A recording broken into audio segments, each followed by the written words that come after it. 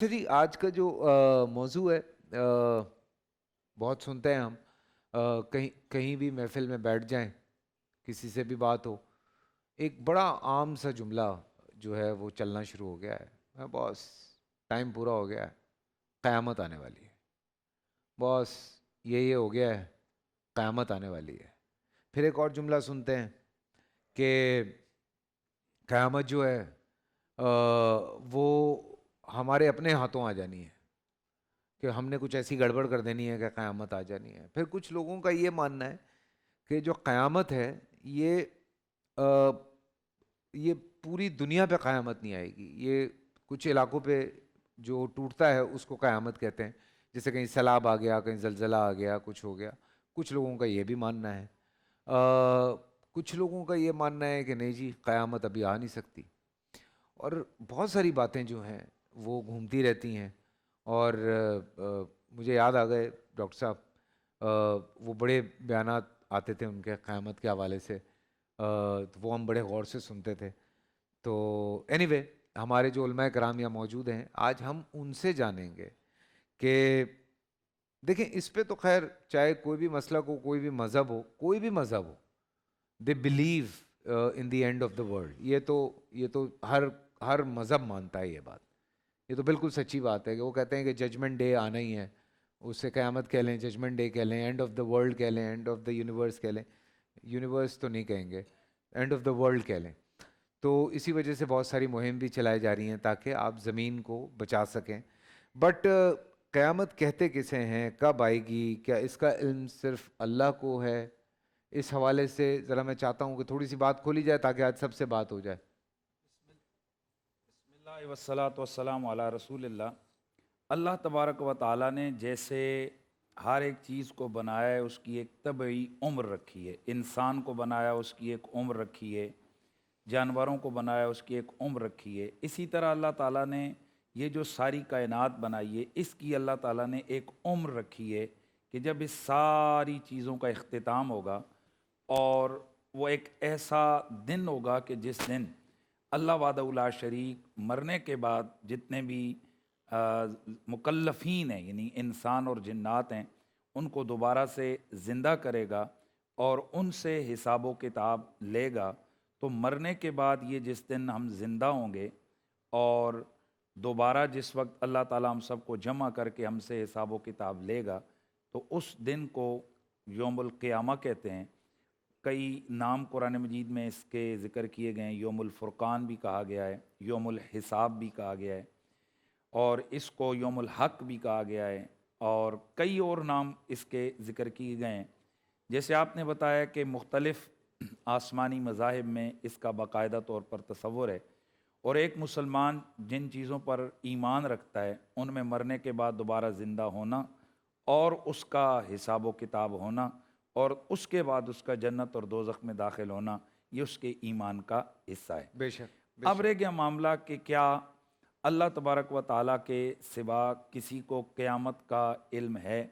तो मैं उसके हवाले से ये अर्ज़ कर दूँ कि क़यामत का कुल्ली क़तई ज़ाती इल्म सिर्फ़ अल्लाह के पास है। सुभान अल्लाह। क़यामत का कुल्ली क़तई ज़ाती इल्म सिर्फ़ अल्लाह ताला के पास है। अब क्या उसने वो इल्म किसी नबियों या वलियों या मलाइका में से किसी को अता किया है या नहीं किया? आले सुन्नत व जमात में दो तरह के मौक़िफ़ आए हैं।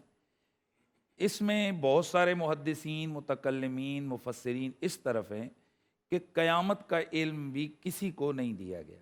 इसी के साथ साथ बहुत सारे मुहद्दिसीन और मुफस्सिरीन इस तरफ भी हैं कि नबी पाक सल्लल्लाहु अलैहि वसल्लम को अल्लाह ने कुल मौजूदात का इल्म अता किया, और उन मौजूदात के उलूम में से एक इल्म इल्मुल क़यामा भी है, और उसी दिए गए इल्म के मुताबिक अल्लाह के नबी ने क़यामत की निशानियां बयान की हैं। अगर किसी को किसी के घर का एड्रेस ही नहीं पता, किसी चीज़ का इल्म ही नहीं है, तो वो निशानी कैसे बता सकता है? वाह। तो ये निशानी बताना, फिर क़यामत के एक एक जुज़ी की अलग अलग से खबर देना, यूँ हिसाब होगा, यूँ तुम बुलाए जाओगे, यूँ तुम उठाए जाओगे, यूँ नबी आएंगे, यूँ तुम्हें मीज़ान पे लाया जाएगा, ये सवाल होगा, ये जवाब होंगे। تو رسول اللہ نے ہزاروں چیزیں اپنی امت کو بیان کی ہیں. اگر ہم یہ کہیں کہ قطعی طور پر بالکل ہی حضور کے پاس کسی چیز کا علم نہیں ہے تو پھر یہ جو بیان کیا ہے یہ کیا ہے؟ تو اس کا یہی جواب دیا ہے جیسے علامہ خازن نے، امام ساوی نے اور کئی محدثین علماء مفسرین ہیں انہوں نے یہی کہا ہے. جیسے امام زرقانی نے، شاہ عبدالحق محدث دہلوی نے، وہ فرماتے ہیں کہ اللہ تبارک و تعالیٰ کی عطا سے اس نے اپنے محبوب صلی اللہ علیہ وسلم کو علم دیا ہے. جو کچھ حضور مناسب سمجھتے تھے انہوں نے وہ ہمارے سامنے بیان فرما دیا، جو نہیں سمجھتے تھے وہ خدا کے رازوں میں سے راز سمجھ کر اس سے خاموشی اختیار کی. حضور سے کئی دفعہ پوچھا گیا قیامت کب آئے گی، آپ نے کبھی تو فرمایا تیاری کتنی کر رکھی ہے. کئی دفعہ آپ نے فرمایا کہ اس کا علم تو اللہ کے پاس ہے. پھر جبریل نے آ کر سوال کیا حضور قیامت کب آئے گی، تو حضور نے فرمایا کہ سوال کرنے والا جواب دینے والے سے زیادہ بہتر جانتا ہے. تو اس کی ان علماء یہ تعبیر کرتے ہیں، وہ کہتے ہیں کہ اس کا مطلب یہ ہے کہ بہت سارے ایسے راز ہوتے ہیں، جیسے ہمارے ایٹامک کے اندر بہت سارے ڈاکٹرز ہیں وہ ایٹم بم بناتے ہیں. اب کوئی بندہ ان کو مجمع میں یہ ٹی وی پہ بلا کے پوچھے ڈاکٹر صاحب ایٹم بم دا فارمولہ کی ہے، اس نے کب بتانا ہے؟ تو اس نے مسکرا دینا ہے، یہ اس نے آگے سے کہنا ہے تو نے ایٹم بم مارنا ہے دنیا پہ. اس نے کسی نہ کسی حکمت انگیز حکمت آفرین بات کے ساتھ اس کو جواب دے دینا. اسی طرح نبی علیہ السلام نے جتنا مناسب سمجھا اپنی امت کو اس حوالے سے آگاہی دی، اور جو مناسب نہیں سمجھا اس سے خاموشی اختیار کی، اور بتا دیا کہ اس کا حقیقی قطعی یقینی علم جو ہے وہ اللہ کے پاس ہے. بس یہی ہم اس حوالے سے عقیدہ رکھتے ہیں. جی پورا سال انتظار تھا مجھے اس رمضان میں. 30 دن 6 ٹیمز، 12 کنٹیسٹنٹس، کیش کا پاؤں. اب گیم وہ ہوگا جسے آپ کا نہیں جس نے جو کرنا تھا کر لیا. لاکھوں عوام کو دینے کا ذمہ ہم نے حصہ. شور گونجے گا ہر گلی نکڑ اور دکان.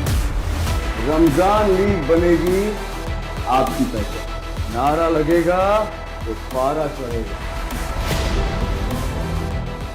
گیم شو ایسے چلے گا. رمضان لیگ روزانہ شام 7 بجے صرف بول انٹرٹینمنٹ پر. بول انٹرٹینمنٹ کے شوز دیکھنے کے لیے ہمارے چینل کو سبسکرائب کریں اور بیل آئیکن پر کلک کرنا نہ بھولیں.